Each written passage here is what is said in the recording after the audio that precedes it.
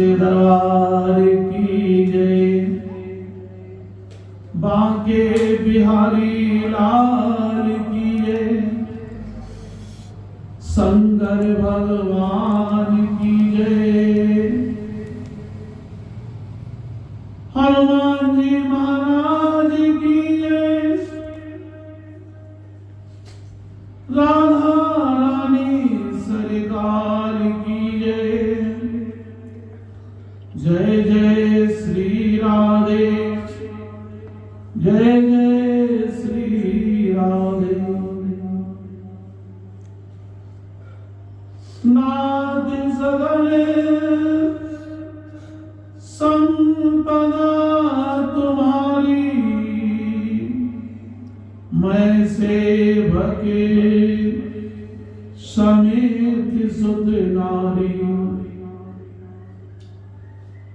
जैसी रही भावना जिसकी।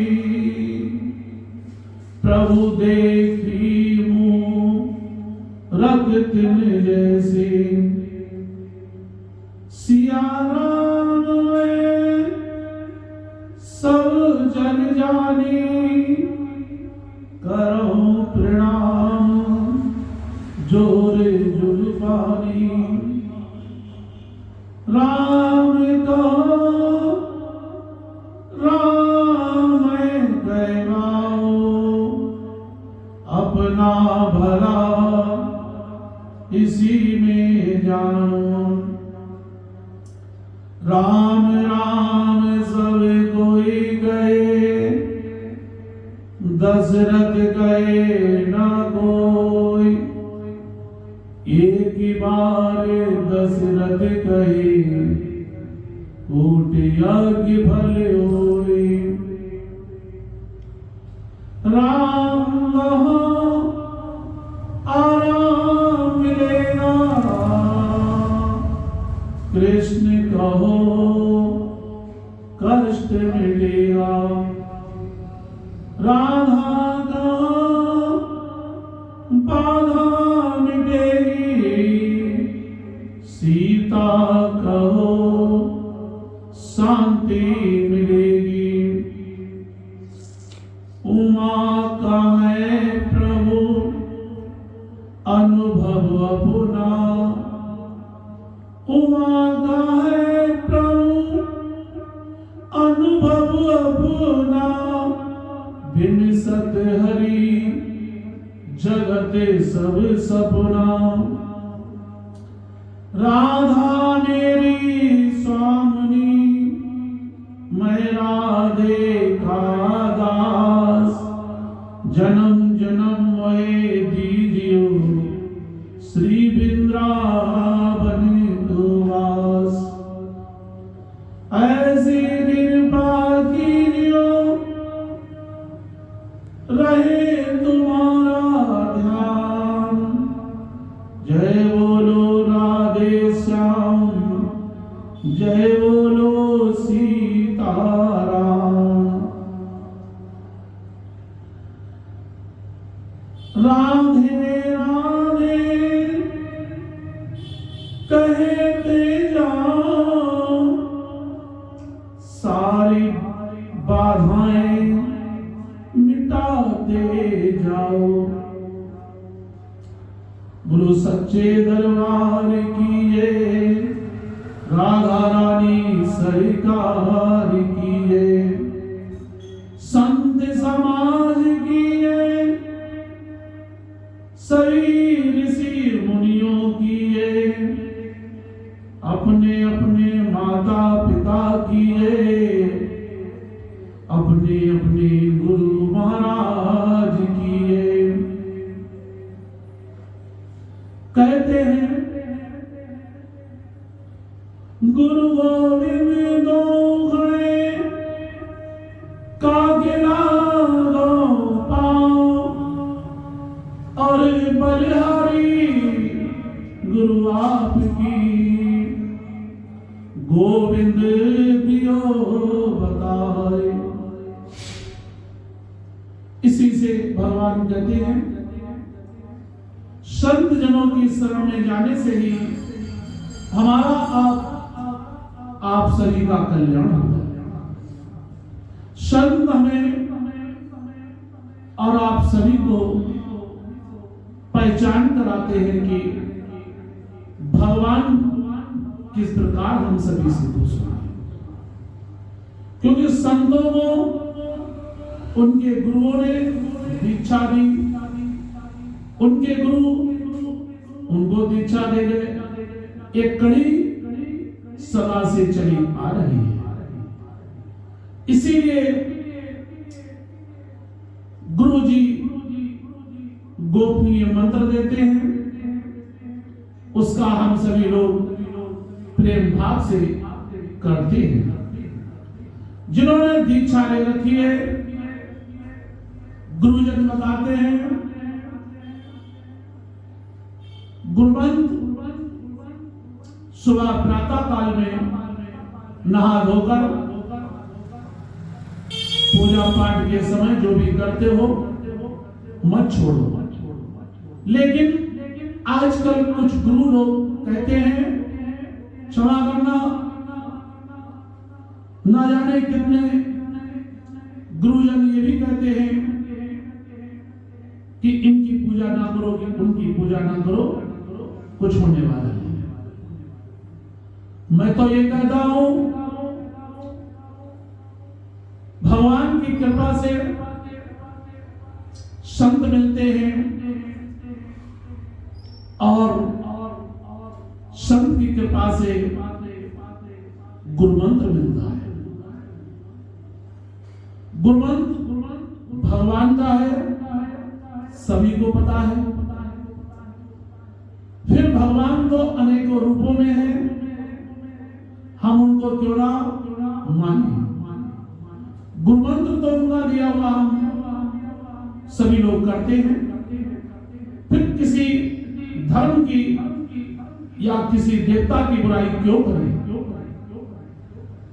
जब भगवान के बनाए हुए सभी देवी देवता और इस धरती पर संत समाज मनुष्य भक्त सभी हैं, तो फिर निंदा किसकी? निंदा करने का कार्य हमारा आपका नहीं है। मानो एक को बुराई किसी की ना करो। बुराई आप करोगे तो चाहे कोई हो इस धरती पर, भगवान के यहां बचने वाले नहीं। इस धरती पर जो मनमानी कर लो,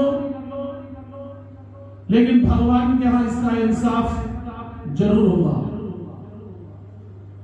कुछ लोग कहते हैं किसने देखा आगे क्या होगा। अरे विचार करो, पूछो उन लोगों से जो इस वक्त में इतनी ठंड पर भी फुटपाथों पर पड़े हुए हैं, ठंड के मारे कांप रहे हैं, जिनके पास ना कोई छत है, ना कोई घर है, ना सुबह शाम खाने के लिए कोई व्यवस्था है, लेकिन भगवान उनका भी पेट पाल रहे हैं। ठंड से बचाने के लिए हम सभी को किसी न किसी रूप में भगवान वहां भेज देते हैं। ये भगवान की ही कृपा है। इसलिए भगवान कहते हैं, चाहे जितना धन संपत्ति हो जाए, भगवान को ना भूलो, दीन दुखियों पर दया करो, हम सभी का कल्याण होगा। जिसने इस धरती पर भगवान का भजन किया, वो सभी भक्त प्राणों में चर्चा का विषय आज तक और अनेकों वर्ष तक होते रहेंगे। भगवान की कृपा जिस पर हो जाए, उसका कहना ही क्या। उसे ना तो सोना अच्छा लगेगा, ना चांदी, ना हीरा, ना जवाहरात, ना घर-द्वार, ना परिवार। वो तो भगवान के भजन में मस्त रहेगा। दया तो हम सभी पर है, ऐसा कोई जीव नहीं, मनुष्य हो, देवता हो, पशु पंछी हो, जीव जंतु, अनेकों जीव हैं इस धरती पर, सभी पर भगवान ने दया की। कहते हैं किसी किसी पर भगवान ने विशेष दया की है, क्योंकि भगवान सभी पर दया करते हैं। ऐसा कोई नहीं इस संसार में जिस पर भगवान ने दया नहीं की। हम आप माने या ना माने, हमारी आपकी मर्जी। भगवान हर किसी को एक समान देखते हैं। भगवान बड़े दयालु हैं, कृपालु हैं। दीन दुखियों पर दया करके भगवान बड़े खुश होते हैं कि कम से कम किसी भक्त ने इन दीन दुखियों पर दया। दीन दुखियों पर दया जब हम आप करते हैं तो भगवान को बहुत प्रसन्नता होती है। भगवान की प्रसन्नता के लिए हम सभी को दिल खोलकर अपना कमाया हुआ धन दीन दुखियों पर खर्च करना चाहिए। धन ऐसा हो जो ईमानदारी से कमाया गया हो। धन की गति बड़ी निराली है, हर प्रकार का धन है। किसी के पास किसी प्रकार का है, किसी के पास किसी प्रकार का है। हर प्रकार का धन हर किसी के पास आता रहता है।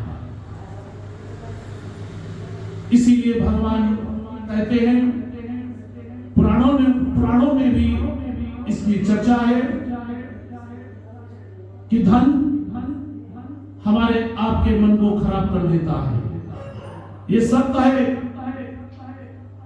धन का प्रभाव हमारे आपके शरीर पर बहुत होता है।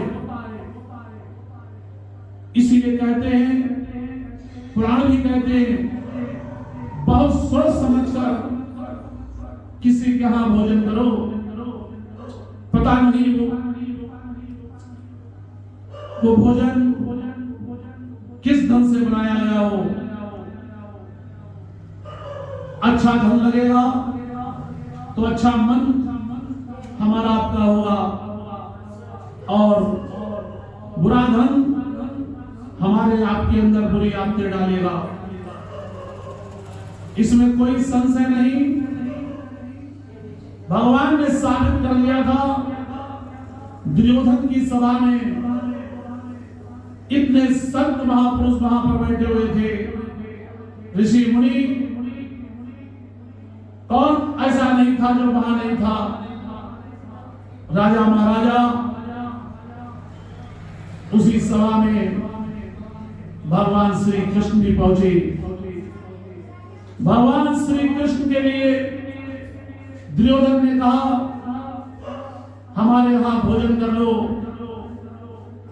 हमारे ऊपर भी कृपा हो जाएगी।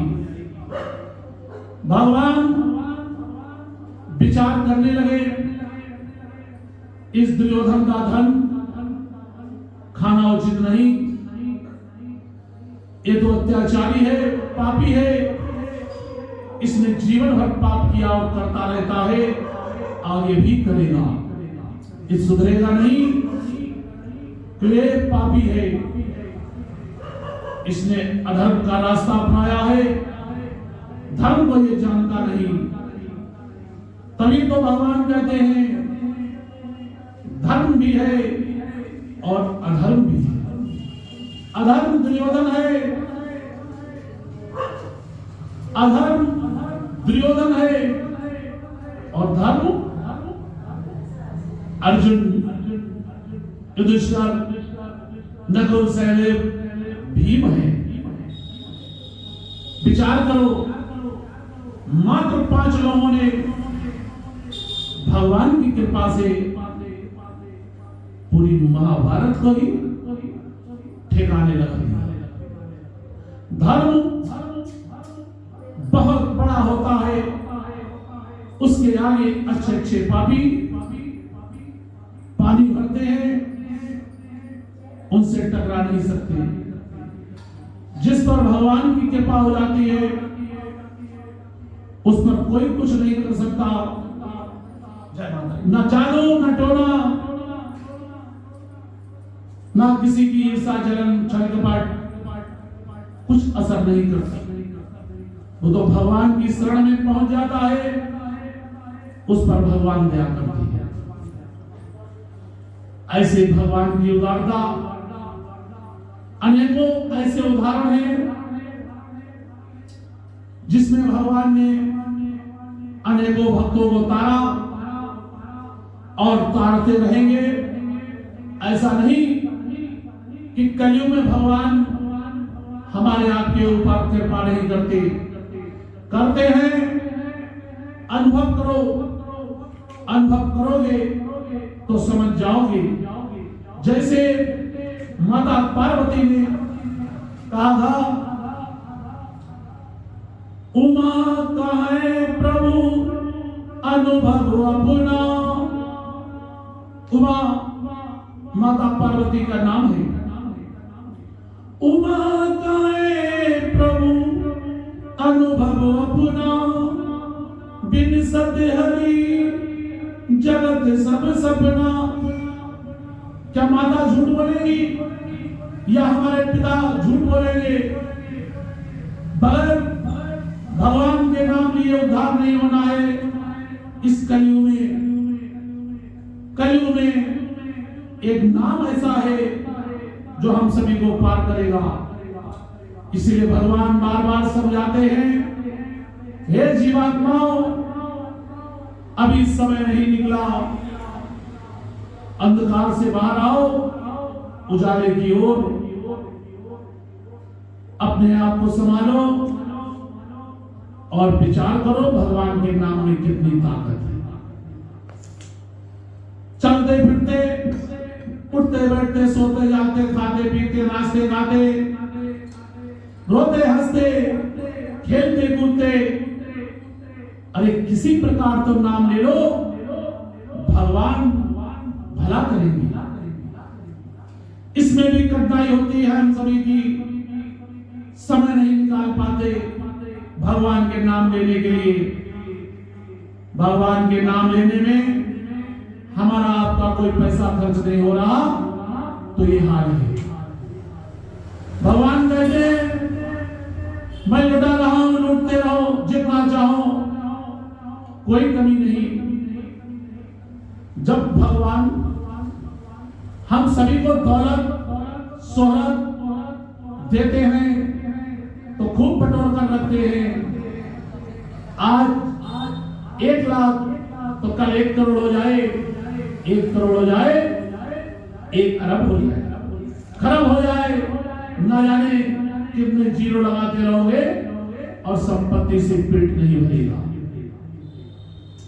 भगवान कहते हैं इसी धरती पर न जाने कितने राजा बने और वही राजा न जाने कितने रंग बने, जंगलों में भटकते रहे, पशु पंछियों का मांस तक खाया जब भूख लगती थी। ऐसी ऐसी लीलाएं इस धरती पर हुई। भगवान कहते हैं समझ जा, अभी वक्त है। देखिए कलयुग में भगवान ने एकादशी का महत्व बहुत बताया है और हर मनुष्य को एकादशी का व्रत करना चाहिए। स्त्री हो, पुरुष हो, चाहे कन्या हो, चाहे शादी हुई या ना हुई, चाहे इस संसार से किसी का पति चला गया हो, सभी को एकादशी का व्रत बहुत उत्तम बताया है। पूर्व जन्म के बाद, अरे पूर्व तो छोड़ो, उससे भी पिछले पाप, कई जन्मों के पाप भगवान मिटा देते हैं एकादशी व्रत रखने वाले। लेकिन व्रत रखने में भगवान के प्रति भाव होना चाहिए, उसमें कोई स्वार्थ नहीं होना चाहिए। मन से भगवान का पूजा पाठ करो, व्रत करो, भगवान हम सभी पर दया करेंगे। इसीलिए भगवान कहते हैं निराश ना हो, आप व्रत करो, आपका व्रत सफल होगा।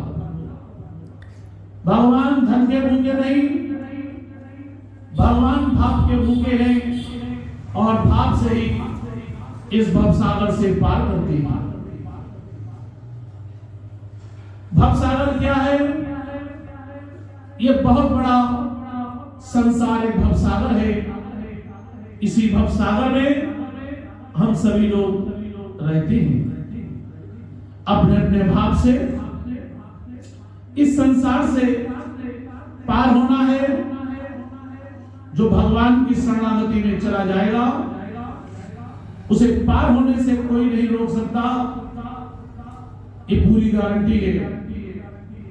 पुराणों में ऐसा कोई वेद पुराण नहीं जिसमें उद्धार होने की चर्चा ना हो।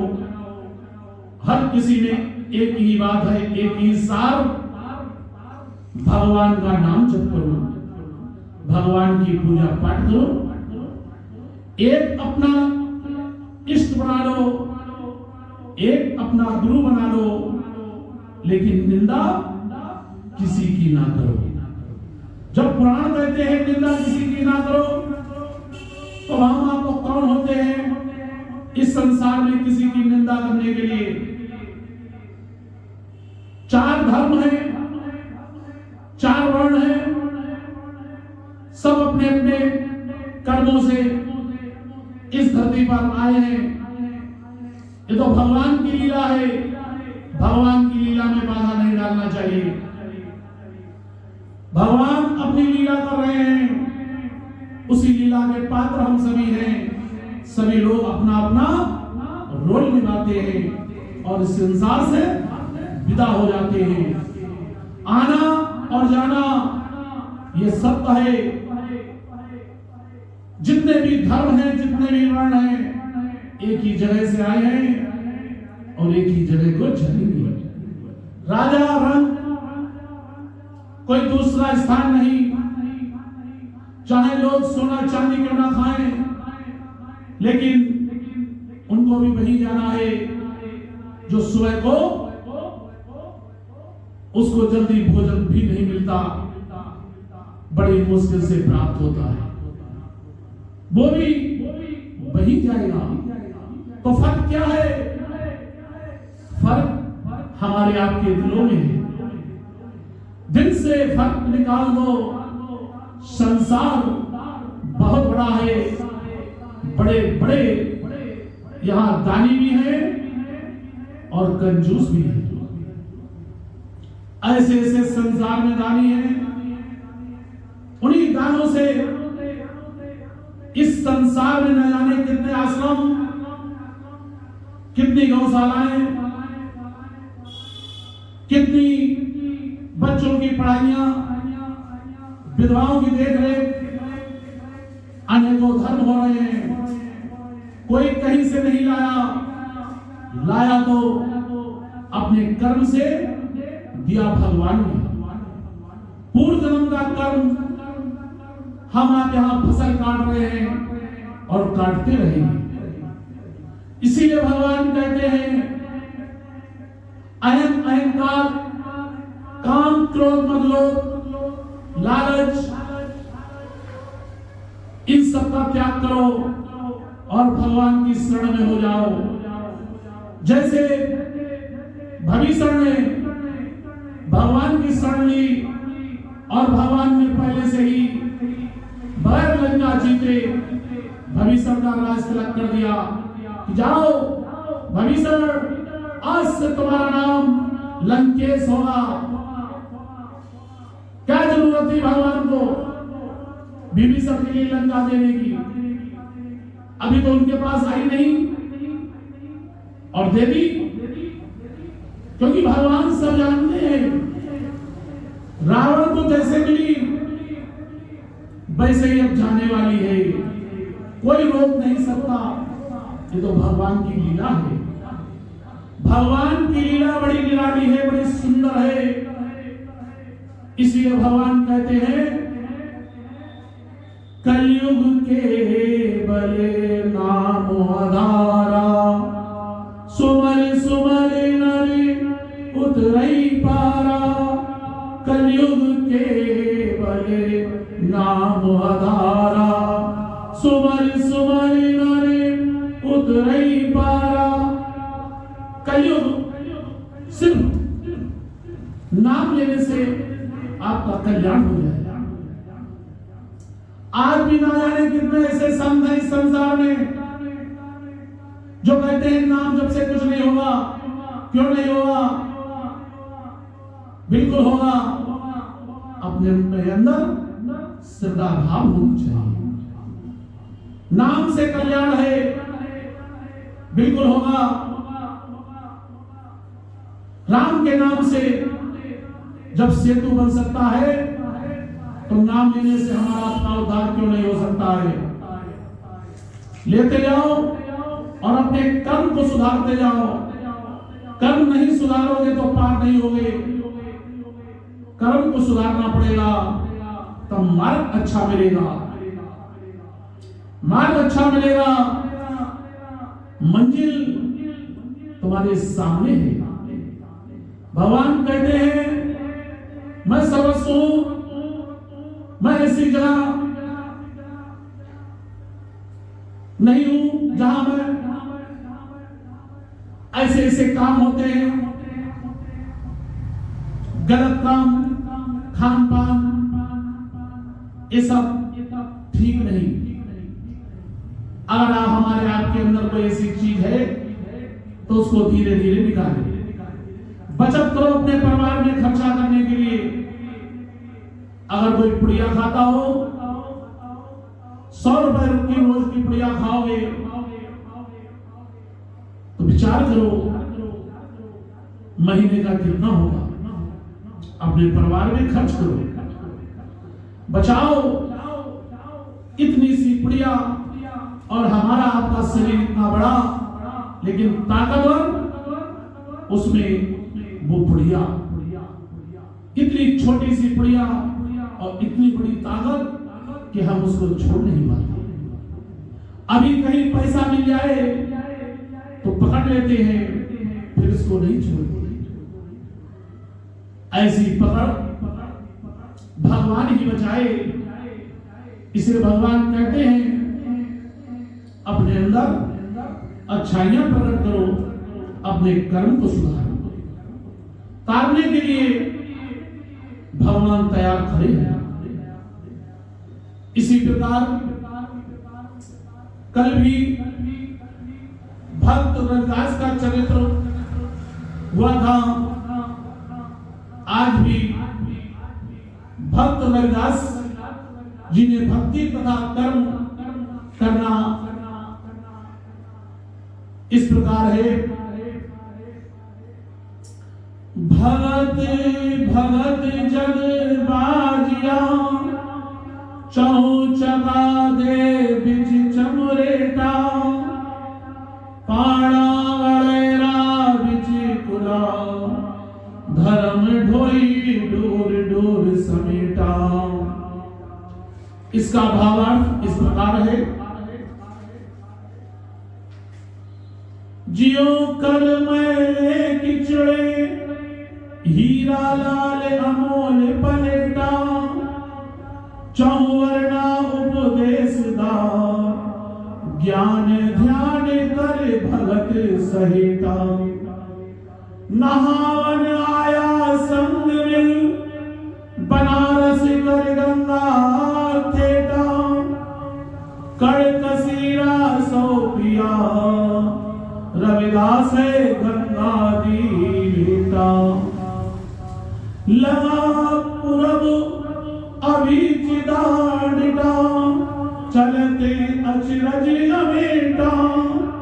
लैया कसी राहत खड़े सूते के जियो ताड़ा पेटा भगत जना हरि माँ पियो बेटा।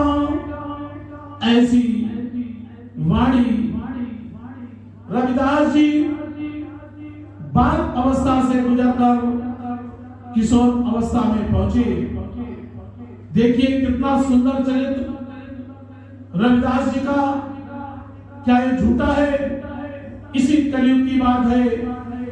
भगवान ने ऐसे भक्त इसलिए बनाए हैं कि हम आप उनकी चर्चा सुने और अपने जीवन में अपने कर्मों को सुधारें, तभी हमारा आपका कल्याण होगा।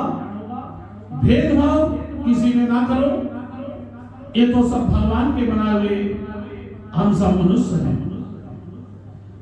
रविदास जी बाल अवस्था से गुजर कर किशोर अवस्था में पहुंचे, तदा घर के कामों में हाथ बटाने लगे। पर अलग अलग तदा उपराम रहने लगे। उनके उपराम रहने के कारण घर के सदस्य भी परेशान रहे, पर कुछ कहने का साहस भी ना कर पाते, क्योंकि उनके चेहरे का तेज ही कुछ ऐसा था। दूसरा वो साधु संगतों की संतों की संगत करते थे।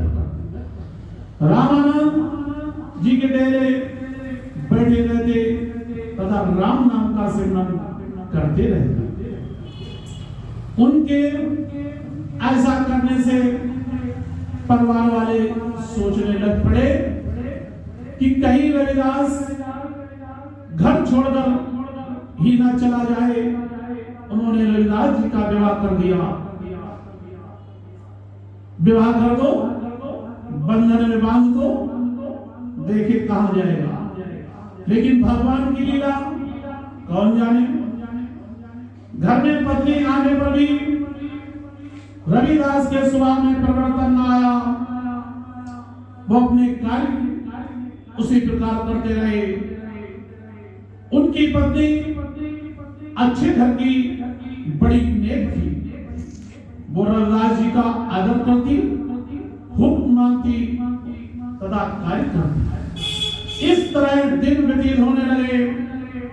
भक्त जी सुबह उठकर स्नान करके प्रभु का चिंतन करते तथा हर समय प्रभु को न भूलते, केवल राम नाम का सुमरन करते रहते। घर के काम पीछे पड़ने लगे, पर लोग देखने तथा सुनने वाले कहते वक्त है पूर्व जन्म में अच्छा कर्म करते रहे जो प्रभु से प्यार हो गया।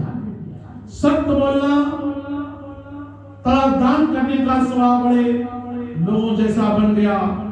यदि कोई जूते मांगता तथा कहता कि पैसे नहीं है तो उसको जूते मुफ्त ही में भेंट कर देते।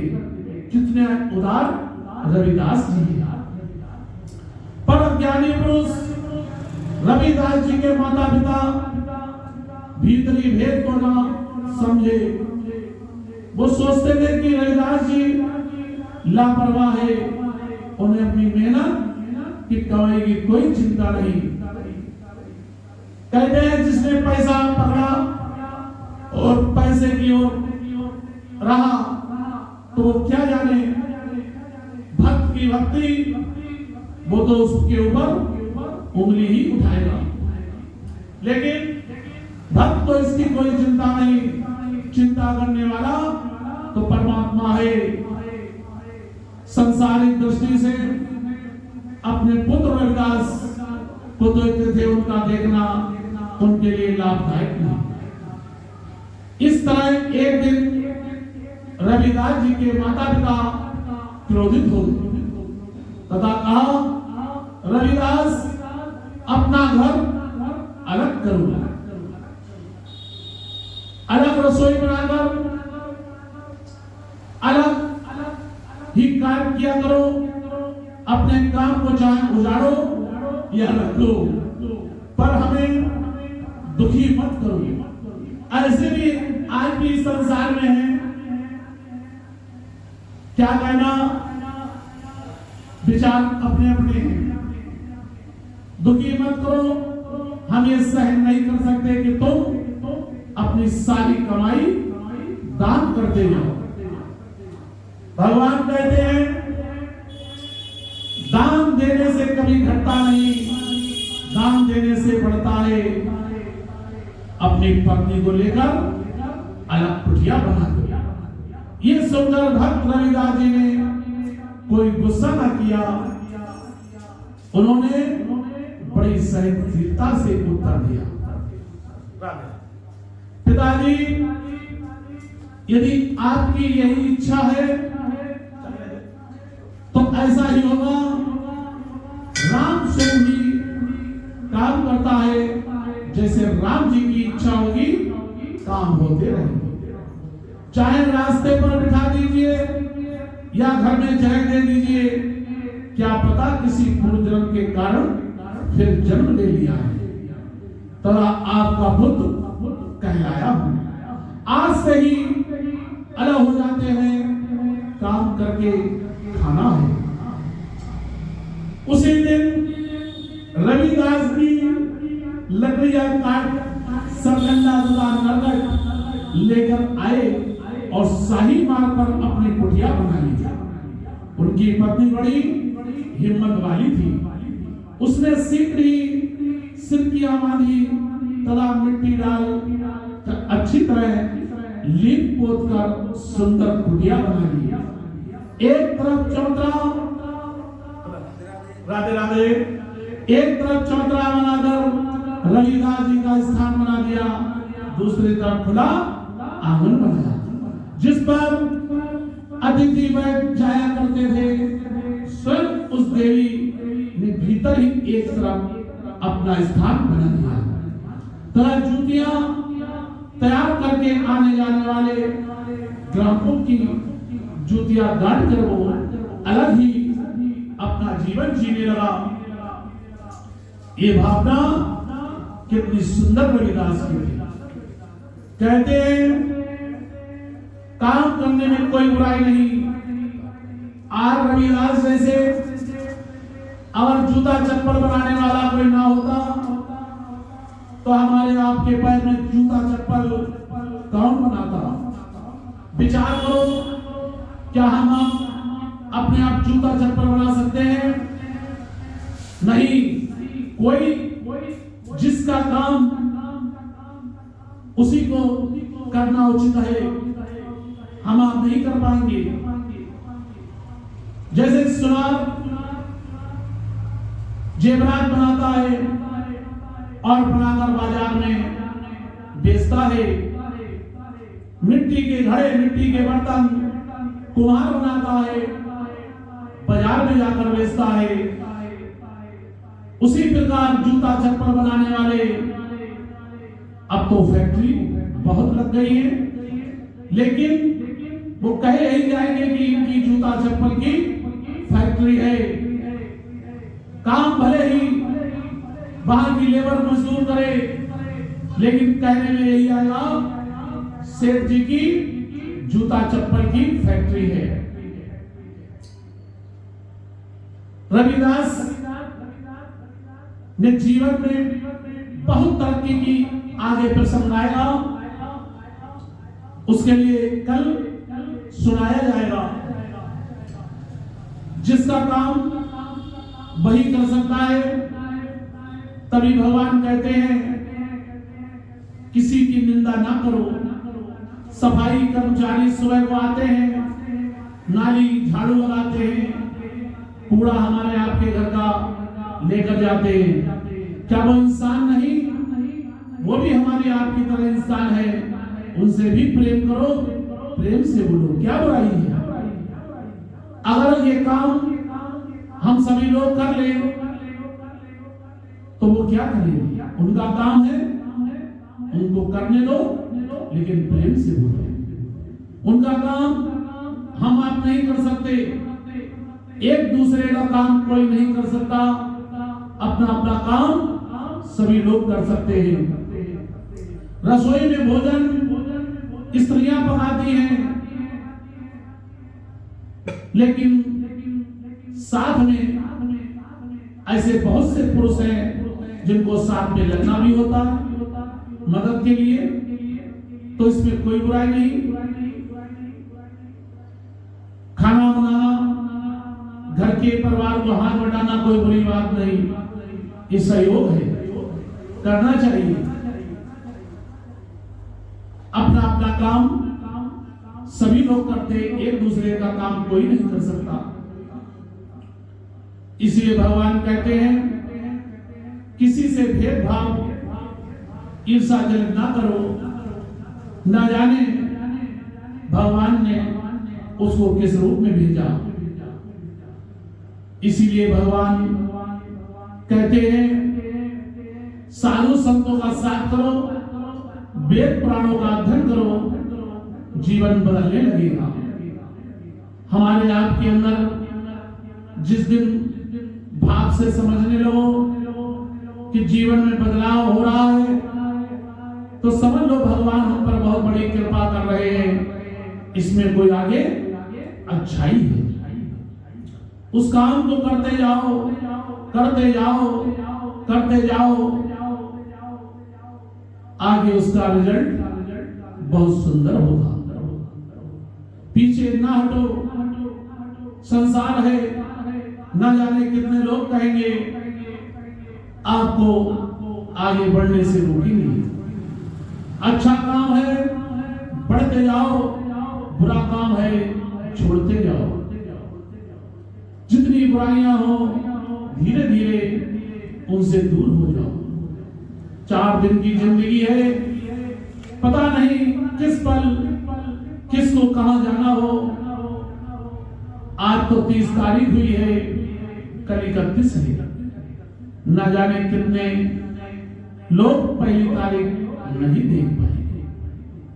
क्या भरोसा इस जिंदगी का जो पल में चली जाए। हर पल भगवान को याद करो, हर पल अपनी मौत को याद करो कि हमको इस संसार से जाना है।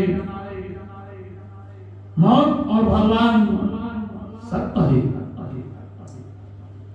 लेकिन हमारे आपके अंदर विकारों ने अपना डेरा डाल रखा है, वो आगे बढ़ने नहीं देता। उसका यही सरल उपाय है, कलयुग में भगवान का संकीर्तन, भगवान की चर्चा, भक्तों की भक्ति का श्रवण, इसी से हम सभी का उद्धार होगा। और न जाने कितने लोगों का हो रहा है, पल में पता ही नहीं लगता। हम आप विचार करते रहते कि वो इंसान चला गया, इसी से याद रहते हैं। भगवान की बड़ी हम सभी पर महिमा है कि हम लोगों ने मनुष्य योनि में जन्म मिल गया, ये बहुत बड़ा सौभाग्य है। हम आप भगवान के ऋणी हैं, सदा ऋण भगवान का नहीं चुका सकते। इतने भगवान के हमारे आपके ऊपर उपकार हैं। रोज भगवान हम सभी को अपने अपने कर्मों के अनुसार देते हैं, लेकिन विचार करो उसमें से अच्छे कार्य हो, कार्यों में खर्च करने के लिए हमारे आपके अंदर उत्साह होना चाहिए। कहते हैं अकेले ना कर सको। संत महापुरुष अपनी वाणी में कहती है, अगर कोई काम धार्मिक करना है और आपके पास इतना धन नहीं, तो 10, 15, 20, 50 लोग मिल जाओ, थोड़ा थोड़ा धन इकट्ठा करो और उससे कोई अच्छा कार्य करो। सभी को उसमें पुण्य की प्राप्ति होगी। ऐसा नहीं कि पुण्य की प्राप्ति एक को हो और 49 को ना हो। सभी को थोड़ी थोड़ी उसमें से प्राप्ति होगी। जिसने धर्म के काम में पैसा खर्च किया, भगवान उसी प्रकार उसको पुण्य की प्राप्ति देंगे। विद्यार्थी जब स्कूल में होता है, अपने अपने अनुसार वहां पर पेपर जब देता है, तो वहां पर कापियां जब जांची जाती है, तो गुरुजी उसको उसके ही अनुसार अंक देती है। मिलते सभी को है, किसी को 0 भी मिलता है, किसी को 1, किसी को 2, किसी को 100% भी मिलते हैं। जैसा जिसने किया, राधे राधे, उसी प्रकार उसको उसका रिजल्ट उसके सामने मिला। विचार नहीं करते, सोचते रहते हैं आज कर लेंगे, कल कर लेंगे, अभी हमारे पास समय नहीं। जब भगवान बुलाते हैं तो समय कहां चला जाता है, पल नहीं लगता और इस संसार से विदा हो जाती। तब कहो कि भगवान जरा रुक जाओ, अभी मेरा ये काम होना है, कह पाओगे? कोई नहीं इस धरती पर जो मौत को रोक सके, उसे तो जानी है काल लेकर जाएगा, इसमें कोई संशय की बात नहीं। बुजुर्गों को हमेशा अपने घर में बड़े भाव से रहना चाहिए, बड़े प्रेम भाव से बच्चों के साथ मिल बांट कर बड़े प्रेम से खाना पीना चाहिए। और बुजुर्गों को चाहिए कि सभी को इकट्ठा करके भगवान की थोड़ी देर चर्चा करनी चाहिए। सत्संग क्या है? सत्संग एक भगवान की चर्चा है। हम आप अपने घर में बैठकर भी सत्संग कर सकते हैं। 2 लोग हैं या 4 लोग हैं, बैठ गए 10-5 मिनट भगवान की चर्चा कर ली, हो गया सत्संग। गलत कामों की चर्चा करोगे, प्रपंच करोगे, कुसंगति की चर्चा करोगे, तो वो कुसंग है। सत्संग भगवान का नाम है, हम आप बड़ी सरलता से कर सकते हैं। ये नहीं, ये कोई जरूरी नहीं कि हम 3 घंटा बैठे या 1 घंटा बैठे और सत्संग सुन के एक कान से सुना और दूसरे कान से निकाल दिया। जीवन में उतारोगे तो कुछ पाओगे। कल देखना रविदास का कर्म किस प्रकार उसको ऊंचाइयों पर ले जाएगा। ये सब वेद पुराणों में लिखा है, ग्रंथों में लिखा है। भक्तों की वाणी भगवान को बहुत प्रिय होती है। जहां भगवान की चर्चा होती है, जहां भक्त की चर्चा होती है, दोनों को बहुत प्रसन्नता होती है। भक्त झूमने लगता है, अपने जीवन में भगवान को स्थान देता है। भगवान भी मस्त हो जाते हैं और ये भी नहीं सोचते कि हमारे पास क्या बचेगा। जैसे श्री कृष्ण ने सुदामा जी को 2 मुट्ठी में पूरा सुदामा नगरी बना दी। ये सत्य नहीं क्या? भगवान जब देते हैं, ये भी नहीं सोचते कि हमारे पास क्या बचेगा।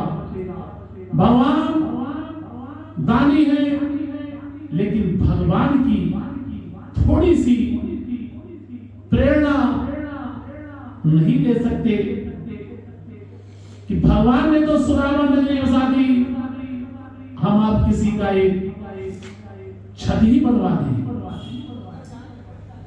भगवान में हम सभी में जमीन आसमान का अंतर है, लेकिन दिया सब कुछ भगवान ने है।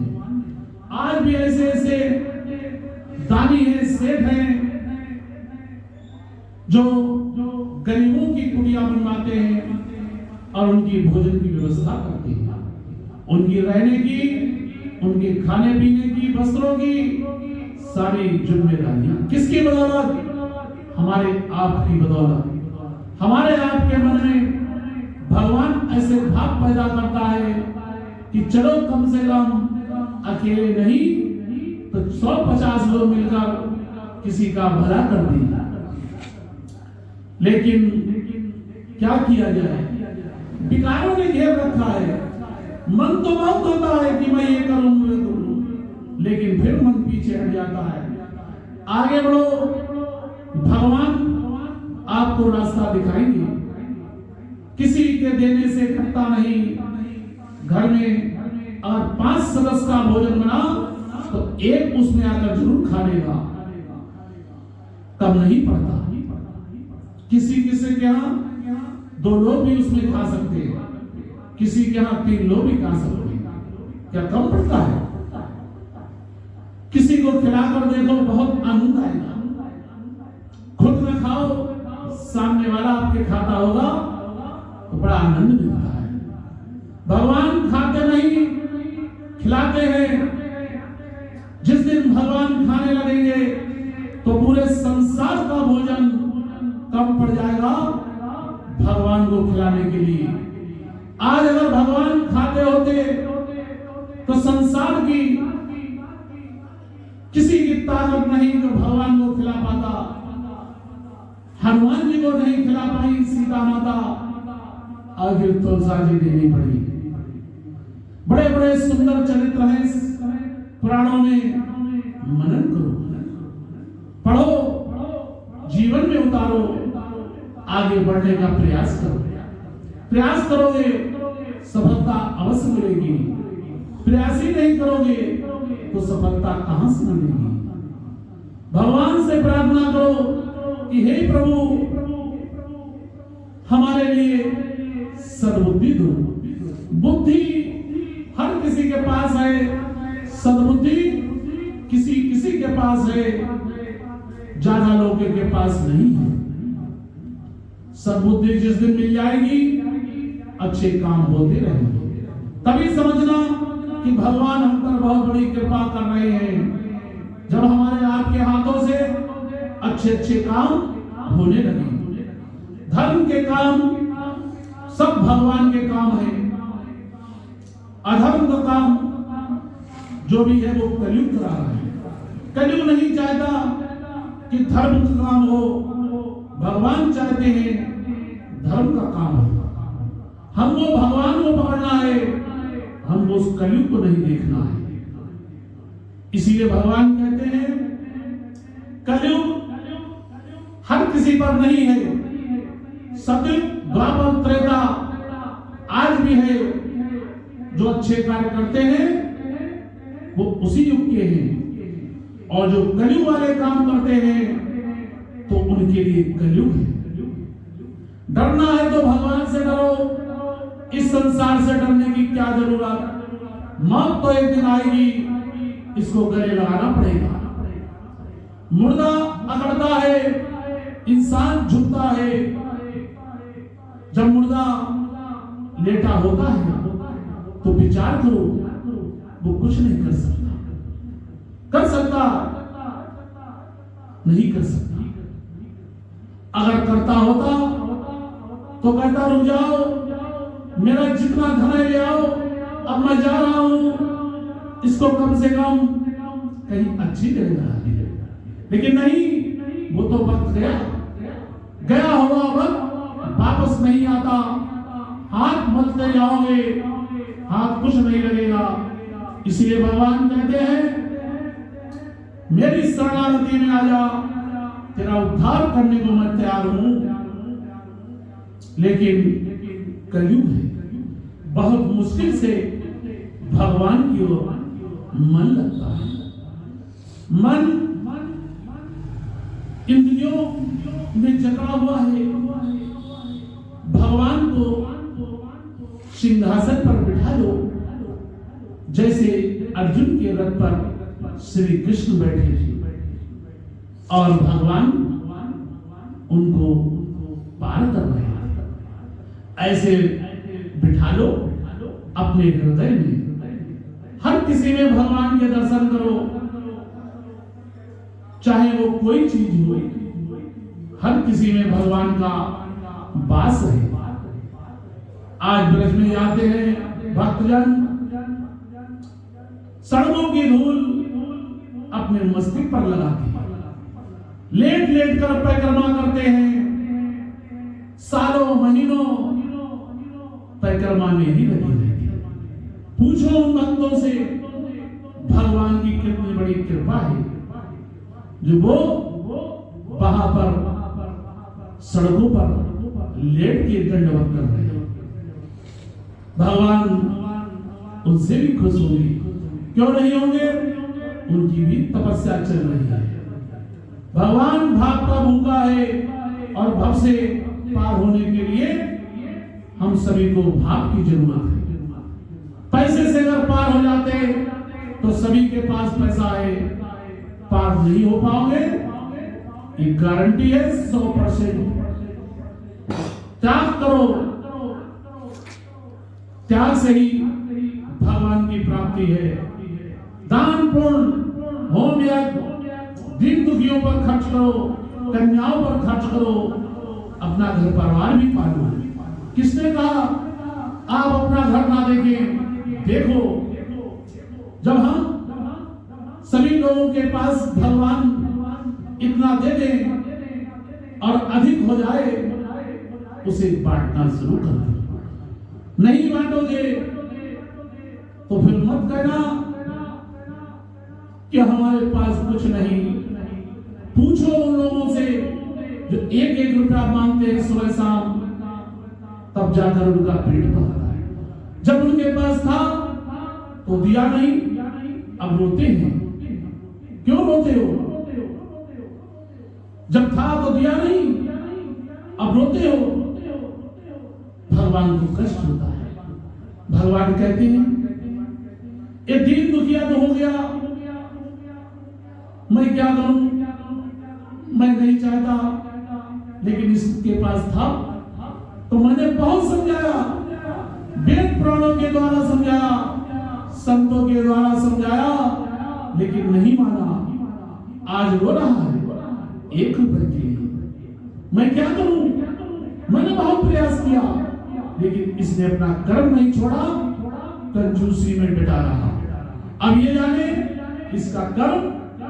बोलो सच्चे दरबार की जय, राधा रानी सरकार की जय, राधा रानी सरकार की जय। जय जय श्री राधे। पकड़ लो हाथ बनवारी, नहीं तो डूब जाएंगे। हमारा कुछ ना बिगड़ेगा, तुम्हारी लाज जाएगी।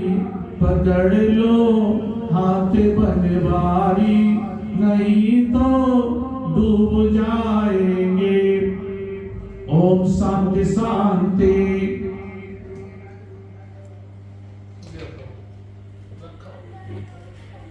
श्री राधे श्री